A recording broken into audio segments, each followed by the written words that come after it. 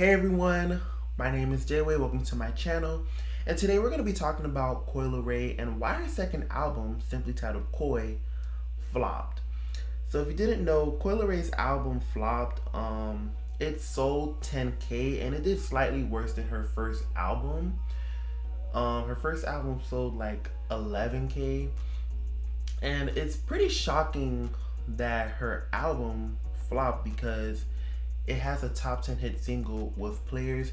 And pretty much I'm just gonna go over the reasons as to why I feel like the album flopped and why she's been underperforming. My first reason, I feel like there's a disconnect with Coi Leray's audience, because with her first album it was more hip-hop, but with her second album it seems like she's trying to enter like the dance and EDM world, and I feel like Coi doesn't really know who her target audience is and who her music is for, because her first album didn't do well, so they're like, well, why don't we just make a shift to a different sound and maybe people will like this, but that didn't work either.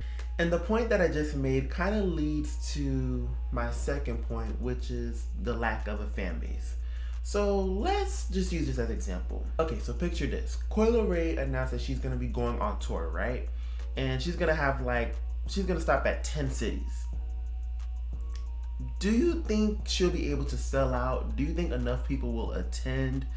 It's like, yes, Coi has done festivals, but let's say she's hosting her own tour. Like, I'm going on tour for my new second album. I'm gonna be stopping at your city, Miami, Atlanta, New York. Like, get your tickets ready. Would she be able to sell out? Based on the reception of her albums and performances, I doubt that she would be able to. Like, Coi is very popular online, but I feel like she hasn't really developed a following. People that going to seek her out, like people who are interested in seeing her. She hasn't really had the chance to develop that. And then my third point is that there was a lack of marketing and promo for this album. So I'll speak for me personally, because I follow Coi, and pretty much a month before the official release, that's when she announced like the album cover, the track list. That's when we got announcement. That's how I got announcement of the album, and I was pretty much like, oh, okay. Like, it was kind of just out of nowhere. I didn't know what to expect, but I was interested to see. I'm like, okay, will this be better than her first album? Like, I was pretty interested to see, like, okay, how would this album do? But when she had her first album, she actually did interviews. She actually went out to media outlets to promote the album, and she didn't really do this for this album.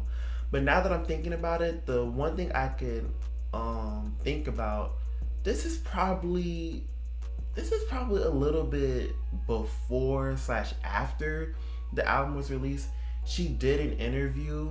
I think she did an interview with Apple Music, but when you see like the clips online, it was pretty much focused on how Coi Leray was bothered about Lotto name dropping her in the song "Put It on the Floor." She was saying how blunt big as Coi Leray, which is such a fucking stupid line, because Coi is skinny and pretty thin. Like, why the fuck would you want a blunt that's thin?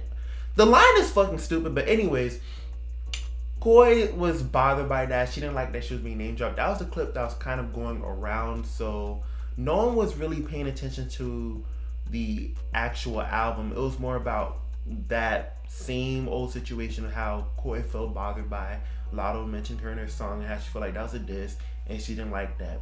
That was pretty much the only thing that was going around. But other than that, there really wasn't much of a conversation about her album. It was pretty much crickets.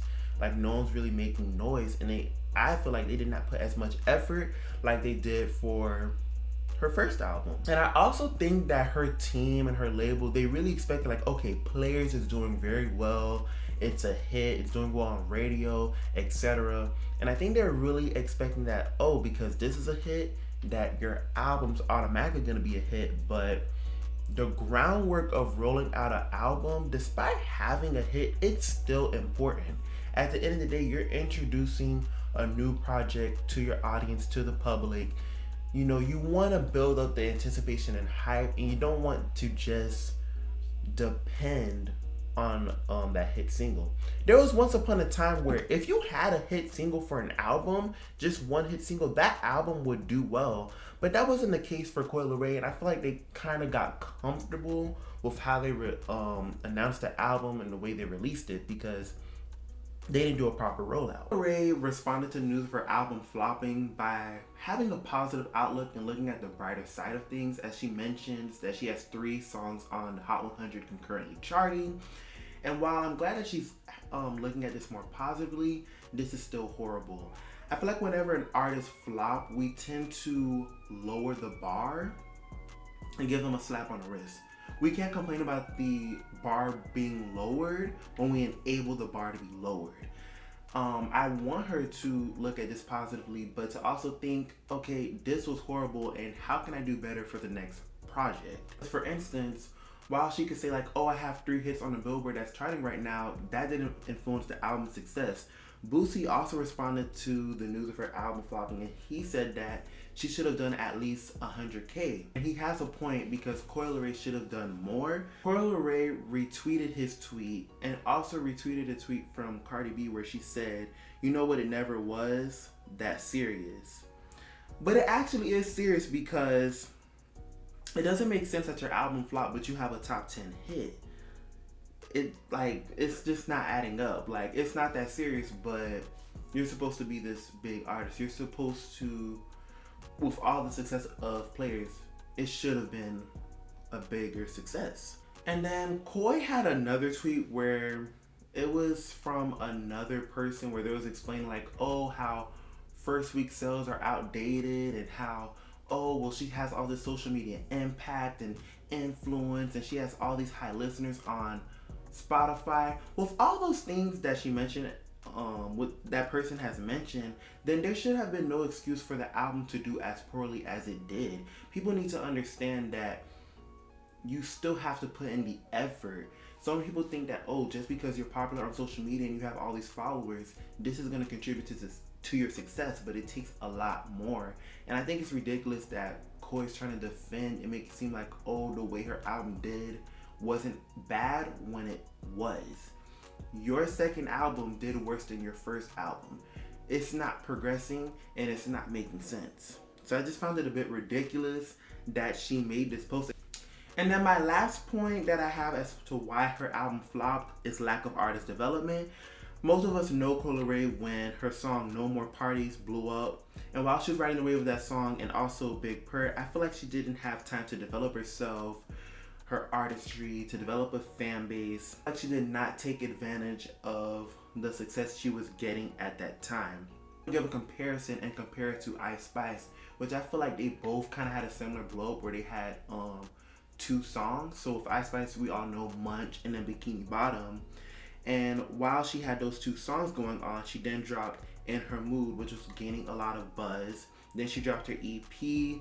The songs that were blowing up when that EP first dropped was Gangsta Boo and Princess Diana.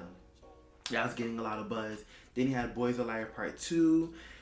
That became very popular. Then you had the Princess Diana remix, which gave more potential to the original version, which was kind of getting slept on. That became a hit. Like, you see how Ice Spice was able to capitalize off of the success she was getting from Munch and Bikini Bottom. She was able to stack and grow from that. I feel like Coi Leray did not do that with those 2 songs. It's kind of like those 2 songs happened. You know, there was space, time, and things were going on. And then once her debut album dropped, it was kind of like, okay, well, you kind of had a little bit of success with those songs. Your debut album should do well.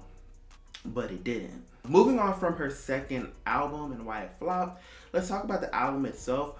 I did listen to the album, and honestly, I wasn't really impressed with the album. There wasn't much songs that I liked. The only song that I liked was On My Way. However, I did appreciate that the album featured her more and it wasn't a feature creep. I got to hear more of Coi, and I liked that because I feel like on her first album, she had all these features to me that just overshadowed her, and you don't really get a sense of who Coi is as an artist. And I feel like on this album, you do get to hear more and she's highlighted more. I just feel like Coi Leray's music isn't for me. Like, I like her and there's some songs that I like, but there was nothing from that album where I was like, oh my gosh, like, oh, I'm impressed. Like, I'm adding this to my playlist. I want to hear this again. It was kind of like, like, I don't know. I just feel like her music isn't really for me. And I was just pretty uninterested after listening to the album. I was kind of like, anyways, that concludes my thoughts onto why her album flopped. Let me know in the comment section your reasons as to why you think Coi Leray's album, simply titled Coi, didn't do as well. It flopped. Share your reasons, your thoughts. If you listened to the album, did you enjoy it? Did you like it? Do you think it was better than her first album? I think the last thought that I want to leave off on is, do you think Coi Leray is interesting enough as an artist? Because with all that I've listed, I think those are legitimate reasons, but I'm kind of thinking also maybe people are just not that interested in her as an artist, because people could follow, artists could have a huge following and stuff like that because people liked, oh, I liked what you're wearing, and oh, I like that you wear that color, or oh, I like your personality, but they're not here for what you're giving, like your music and who you are as an artist. So are people just uninterested in her? Like, they don't really care for her like that? Let me know, because that could be a reason. Like, subscribe, and I'll see y'all next time. Bye.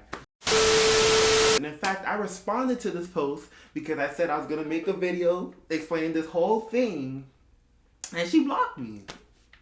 So I guess the message was received. Like Tisha Campbell, I'm still here. You can't get rid of me, bitch.